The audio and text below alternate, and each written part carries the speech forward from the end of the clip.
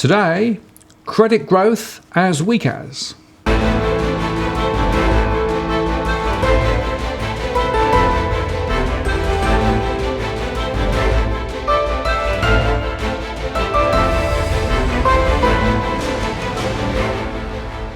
Hello again, it's Martin North from Digital Finance Analytics.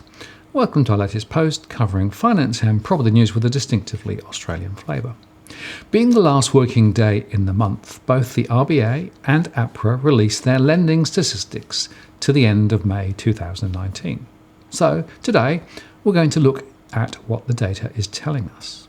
First, the APRA data updates the stock of mortgages by ADI or bank lender. Overall mortgage lending rose 0.24% or 2.8% if annualised to a new record of $1.69 trillion. Within that, owner-occupied lending rose 0.34% to $1.13 trillion, while lending for investment purposes rose 0.023% to $557 billion. Investment loans as a proportion of all loans outstanding fell again to 33.85%. This, of course, is the last month before we see the effect of the election and the APRA easing Mark II, as well as the RBA cash rate cuts. So there is little here to show the credit impulse is accelerating. Investment lending remains in the doldrums, and owner-occupied lending eased back in growth terms. The monthly movements between the banks showed Westpac and CBA in positive territory on both investment and owner-occupied lending, while NAB and ANZ dropped investment loans further. HSBC and Macquarie also advanced, along with Bendigo and Adelaide banks, but Members Equity or ME Bank dropped also. That said, the portfolio movements were quite limited. CBA holds the largest share of owner-occupied loans and Westpac the largest share of investment loans. The annualised investment lending trends, which is the sum of the monthly movements, puts the majors well behind the likes of Macquarie and HSBC, and the abolished investment loan speed limit just accentuates the point that some are driving loan growth very hard, others are not. We would expect lending momentum to pick up in the light of APRA's changes, lower interest rates, and the chatter about home price recovery. However, to emphasise the obvious point, one more time, lending is still growing faster than incomes. So household debt is still growing, adding more weight in the saddlebag of consumer spending.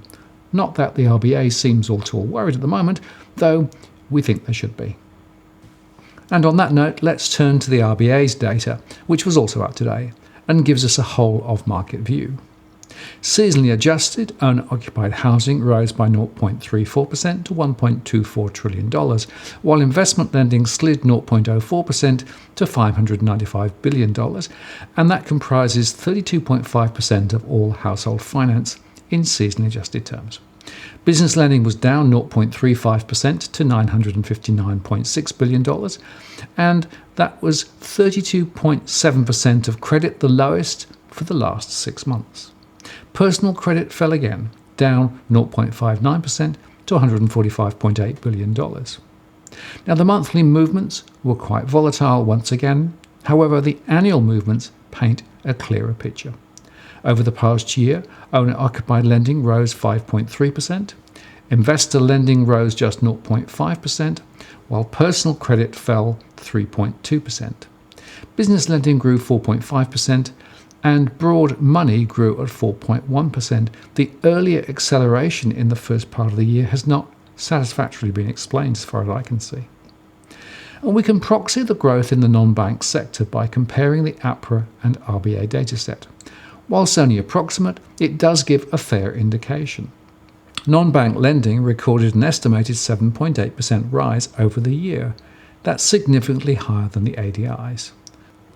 Further analysis by category shows that owner-occupied lending by non-banks rose 10.7% over the past year, while investment loans rose 5.8%. Both are higher than the ADIs, suggesting that the non-bank sector is able and willing to lend. And once again, total household credit growth remains above both inflation and wages, so households are getting mired further into debt. the sustainability of which we question. And again, we think regulators are not looking at the non-bank sector sufficiently hard.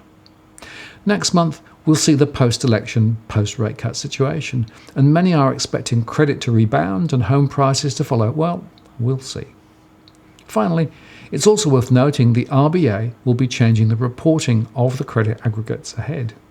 Essentially, their changes will provide more granularity and make some significant revisions to past results. The RBA plans to start publishing the financial aggregates from August 2019 using the improved conceptual framework and a new data collection. They're going to implement the changes in 3 phases. The first phase will focus on data used for the financial aggregates and national accounts, finance and wealth estimates. The second phase will update current forms on housing and business loan approvals, and it will also provide much more granular information on banks and other reporting institutions lending, their liabilities and interest rates.